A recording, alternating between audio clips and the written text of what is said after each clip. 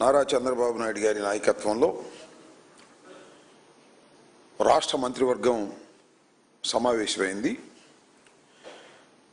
ఈ సమావేశం ఏదో మొక్కుబడిగా పోర్ట్లు, భూములు తన సొంత వారికి ఏమైనా కట్టబెట్టడానికి పెట్టినటువంటి క్యాబినెట్ మీటింగ్ అని కనిపిస్తుంది తప్ప చిత్తశుద్ధితో రాష్ట్ర అభివృద్ధి కోసమో సంక్షేమాల కోసమో పెట్టి రిజల్యూషన్స్ పాస్ చేసినటువంటి క్యాబినెట్ మీటింగ్ లాగా కనిపించడం లేదు. ముఖ్యంగా గమనించవలసింది ఏంటంటే కేవలం 25 మంది మంత్రులుంటే ముఖ్యమంత్రితో సహా ఇవాళ 5గురు గైర్హాజరయ్యారు. ఎంత నాన్ సీరియస్గా ఈ క్యాబినెట్ సమావేశం జరుగుతుందో రాష్ట్ర ప్రజలు అర్థం చేసుకోవాలని ఈ సందర్భంగా నేను మనవి చేస్తున్నాను. క్యాబినెట్ మీటింగ్ అనగానే ఏదో చంద్రబాబు నాయుడు గారు ఇచ్చినటువంటి హామీలు చాలా వరకు నెరవేర్చలేదు. దీనిలో అయినా నెరవేరుస్తారేమో.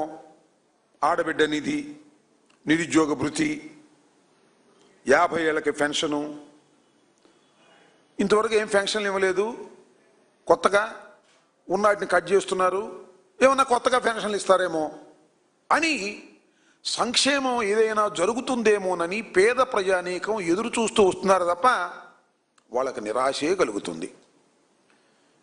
కాస్త ఉత్సాహంగా ఎవరికంటే పోర్టులు కేటాయిస్తేనో భూములు కేటాయిస్తేనో తన బినామీదారులు వాళ్ళు కాసు కూర్చుంటున్నారు, ఏం జరిగిద్దా దీనిలో మనకేమన్నా భూములు కేటాయిస్తారేమో ఎగరేసుకుపోదామనే వాళ్ళ కోసం మాత్రమే ఇది జరిగేటటువంటి విషయంగా చాలా స్పష్టంగా కనిపిస్తూ ఉంది.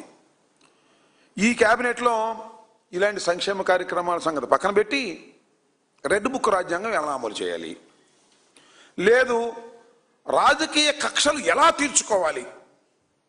చాలా ఆశ్చర్యం వేసింది నాకు. ఇవాళ డీజీపీ గారు వెళ్ళి సోషల్ మీడియా మీద ప్రజెంటేషన్ ఇచ్చారట మొత్తం టోటల్గా. అంటే ఇవాళ సోషల్ మీడియాతోనే ఈ రాష్ట్రానికి ఈ దేశానికి ప్రమాదం, కనవ ఏం పడలేదు అనేటువంటి పద్ధతులు వ్యవహరిస్తున్నారు. అంతేకాదు ఒక టాస్క్ ఫోర్స్ పెట్టారంట సోషల్ మీడియా మీద, సోషల్ మీడియా పోస్టింగుల మీద. చంద్రబాబు నాయుడు గారు అంటారు వ్యక్తిత్వ హననాన్ని చేసేటటువంటి సోషల్ మీడియా పోస్టింగుల్ని, సోషల్ మీడియాని మేము అరికట్టేస్తాం. అసలు నీకన్నా వ్యక్తిత్వ హననం చేసేటటువంటి వారు ఎవరున్నారు చెప్పమని అడుగుతా ఉన్నా.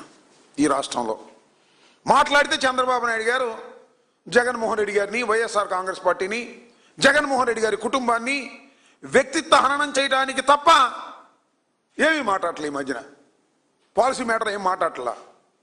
జగన్మోహన్ రెడ్డి గారిని వ్యక్తిత్వ హననం చేసేటటువంటి కార్యక్రమాలు చేస్తున్నారు. అంతేకాకుండా అసలు సోషల్ మీడియాలో చంద్రబాబు నాయుడు గారు పెయిడ్ ఆర్టిస్టులను పెట్టి వీడియోలు చేస్తున్నారు. చూశారుగా మీరు అందరూ.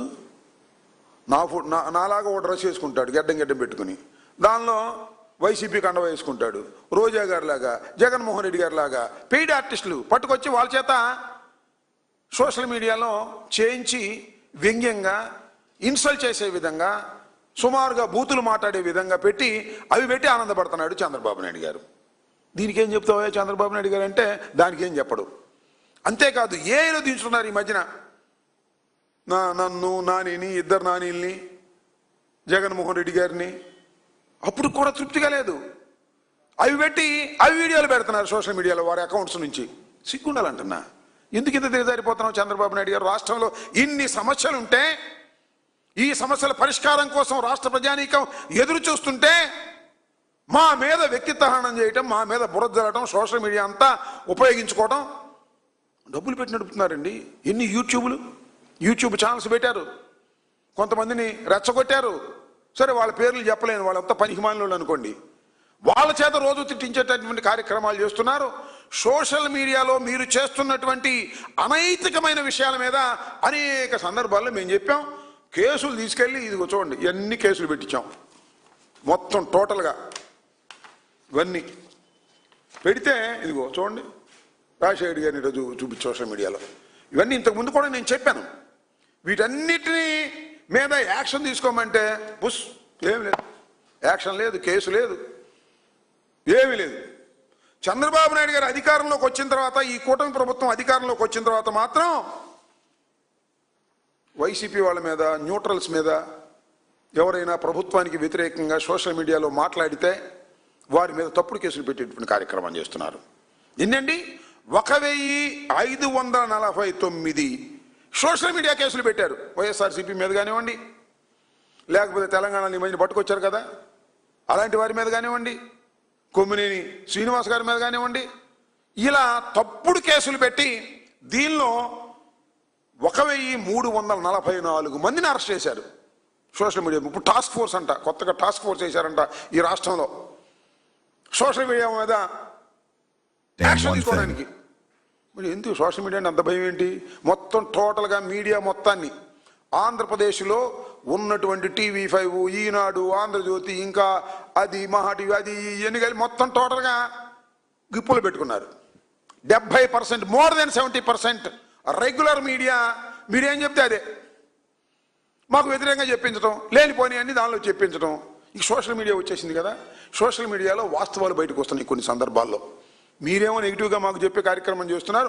సోషల్ మీడియా అంటే భయం, ఇవాళ ఎక్కడ వాస్తవాలు బయటకు వచ్చేస్తున్నాయో అనేటువంటి ఉద్దేశంతో ఇవాళ సోషల్ మీడియా మీద యాక్షన్ తీసుకోవాలనేటువంటి ఉద్దేశంతో మా మీద కేసులు పెట్టడానికి ఒక టాస్క్ ఫోర్సు ఇవన్నీ పెడుతున్నారు. నాకు తెలియకడుతాను ఇన్ని టాస్క్ ఫోర్సులు పెడుతున్నారు, ఇంత అన్యాయం అక్రమం చెప్తున్నారు.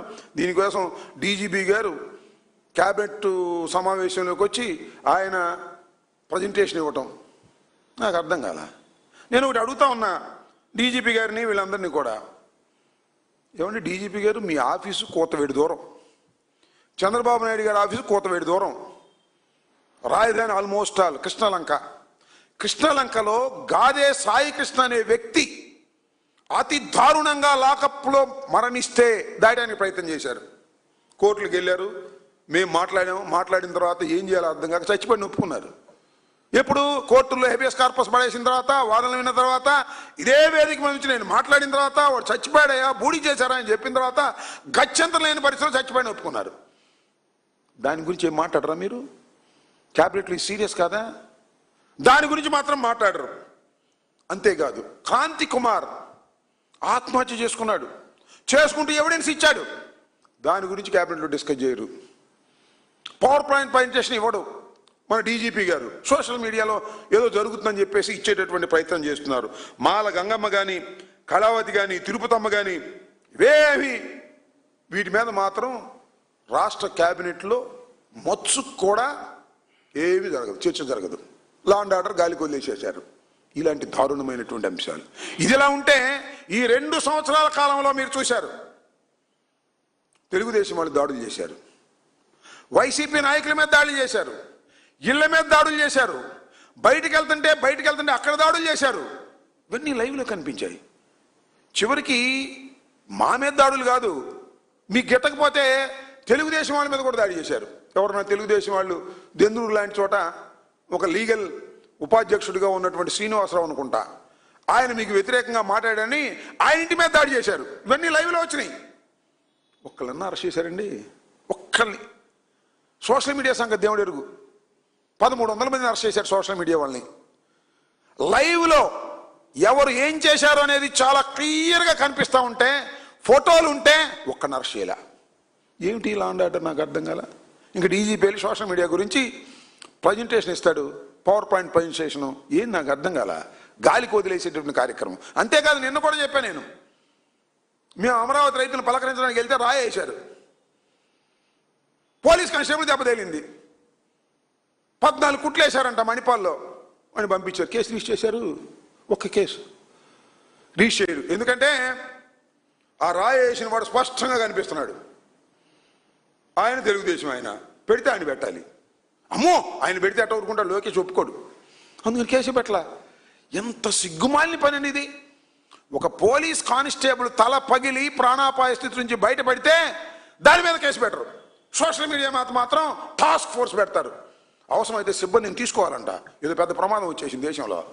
మేము ఇచ్చిన సోషల్ మీడియా కేసుల మీద మాత్రం యాక్షన్ తీసుకోరు, మా మీద మాత్రం ట్రోల్ చేస్తారు.